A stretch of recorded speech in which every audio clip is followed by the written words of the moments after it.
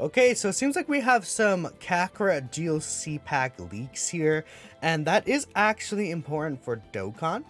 The reason why this is actually important for Dokkan is because we know that Dokkan usually does actually release these characters that come out around these DLC packs, right? And that's why some of you may be confused, like, what does this Kakarot DLC have to do with Dokkan, right? So if we take a look here, just as a few examples. This character came out around the time that the Future Trunk Saga DLC came out, like about like 2-3 months before it came out. And then this unit is obviously, it's like, okay, this is kind of like the Kakarot DLC that's announced. We were getting some information on it.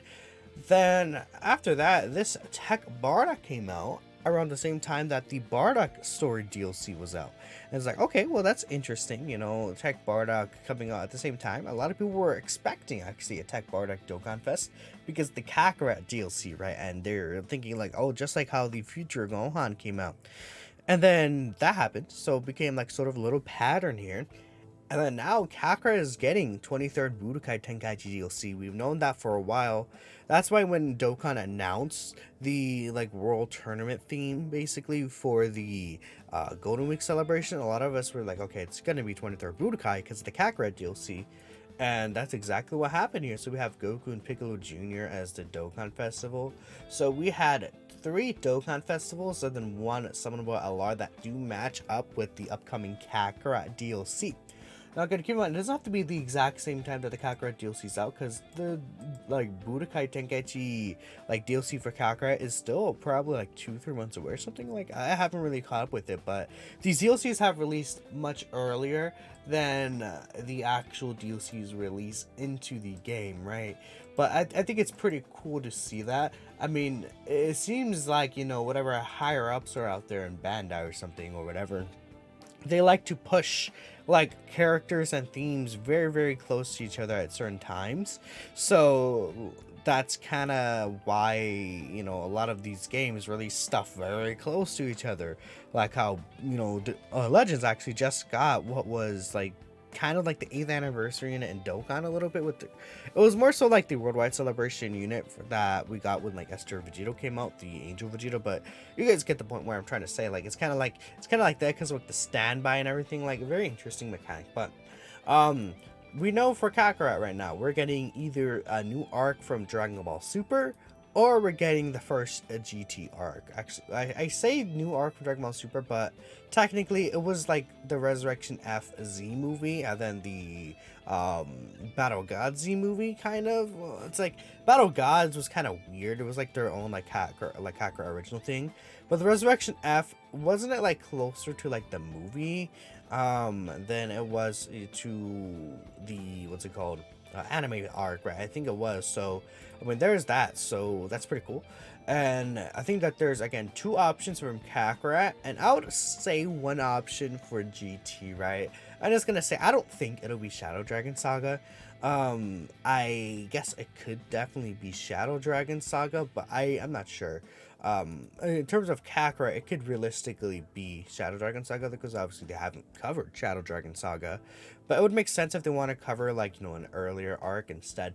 So, I mean, I think that there are, again, 4 options. Actually, now that I'm thinking about it a little more, it could be for Dragon Ball Super. We could see the Universe 6 tournament. We could see Future Saga, and then Tournament of Power. For this right here, we could see Baby Saga, and then we could see 17, and then Shadow Dragon Saga. But I don't think they'll do the 17 Saga or the Shadow Dragon Saga. I think Baby Saga is like pretty much what they'll do for GT. I feel like that's just definitely gonna happen, right? Because like they're gonna want to get like Super Saiyan 4 Goku transforming. Like that would be really, really sick. For the Universe 6 Saga, they could get, let's say, Blue Kaioken Goku. For the Dragon Ball Super Saga, they could get Vegito Blue. For the Tournament of Power Saga, they can get UI Goku, right? So there's like characters that they can get in there to like kind of attract and bring a lot of hype moments. But who knows though, right? It could be any of those. I said Universe 6. I actually didn't pull it up right now. Is there a way I could bring up like Universe 6 here? Yeah, if I can go to Reps Universe 7. Because we know that in terms of Universe 6 characters, this is the only Universe 6 Blue Falcon Goku game. So I think it would be helpful to get like another Blue Falcon Goku. Issue is that we have the STR one, so that would be kind of weird, but at the end of the day, he's just an easy A, and they could probably just make a better Blue Falcon Goku if they really want to. It would be kind of a waste though. And then Hit doesn't actually have a good card, but Hit would be a very, very good addition for, okay, I think I closed the wrong tab, did I? I did, okay. But Hit would be a very, very good addition for the Universe 6 team with Kale, right? I made a weird noise with my mouth, but yeah. The Universe 6 team with Kale, right? Kale definitely needs some help, so having another Universe 6 like base celebration would be interesting. Now, Universe Survival Saga, I think just makes a lot of sense in terms of Dokkan, right? Kakarot's not planning their DLC around Dokkan, but if we take a look here, you know, upcoming Universe Survival Saga, there's tons of EZAs upcoming. Jiren, we have the, actually not here, but like Jiren's the only like 2017 EZA there. But then if you look at some of these 2020 units, some of these 2020 units have been already getting their EZAs here. So if we take a look here, we see that there is actually, yeah, so there's STR Kefla, UI Goku, Blue Evolution Goku, and Vegeta. Wait, Blue Evolution Vegeta and Blue Falcon Goku. Sorry, my bad. Tech Jiren. We have Angel Frieza, right? There's a ton of turnaround of power units. And then heading into the 6th anniversary for 2021, we did, you know, get UI Goku and Blue Evolution Vegeta as, you know, the standalone LRs. So there's a ton of tournament of power stuff that they could definitely use to make into a celebration. Now, another one I want to talk about is, again, the Future Saga here. I think that this saga could also still benefit from getting like a new dual Dokkan festival, right? And I know a lot of things people are saying about the saga is like, oh, well, who's gonna EZA, right? You know, and I get where you're all coming from, but keep in mind that worldwide celebrations only usually get 3 EZAs, right? Like usually, like there's an EZA part 1, an EZA in part 2, and then an EZA in part 3. Last year, part 1 did actually have 2 EZAs with Dynamic Goku and Full Power Frieza. And then the other like parts did get the sub EZAs, like the Meta Cooler got a sub EZAs and SR Cooler got a sub EZAs. So maybe we could see something similar to that, where maybe let's say part 1 we get this Goku Black, right? And then we get along with that the Int Mai sub EZA. Or part 1 we get these 2 EZAs, right? Or there's a lot of options, right? With Goku Black here, this Trunks, and then this Zamasu. Then we have this Rose right here. I mean, that's 4 EZAs right away. Like, what if, let's say, what if part 1 is this Goku Black, and then this Goku Black? Part 2 is Trunks Zamasu. And then part 3, they just EZA the, Worldwide Celebration LRs from, what's it called?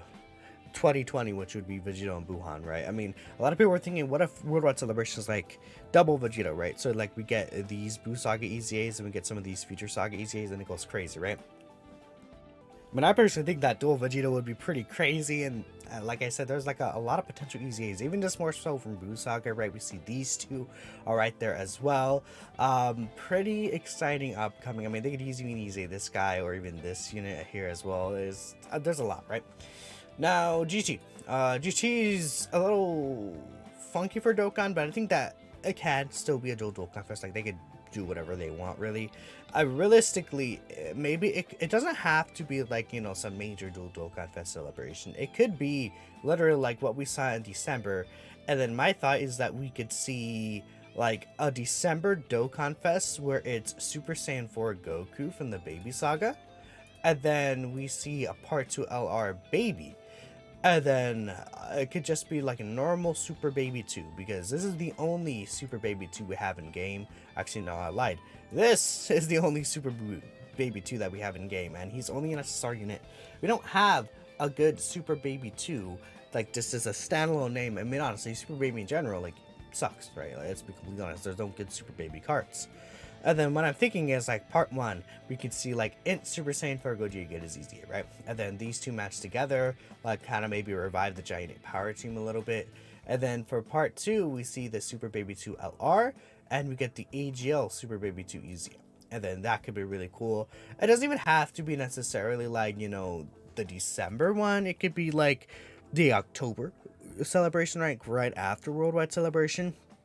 They could even really do New Year's if they want, right? And then it doesn't have the easies like don't necessarily have to match up with the celebration, but they could always easy Gogeta and then baby like a week after.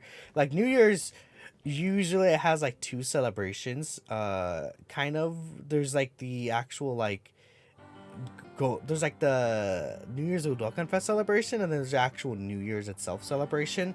It's a little different, and then each of them can have their own EZAs, right? So what we could see is like the first week the Dual Dokkan Fest drops around like the 26th, 27th, like a couple of days after we see the EZA that's around like New Year's Day, and then like a couple days after that we see another EZA. It could be Gogeta the baby or baby the Gogeta, whatever the case is.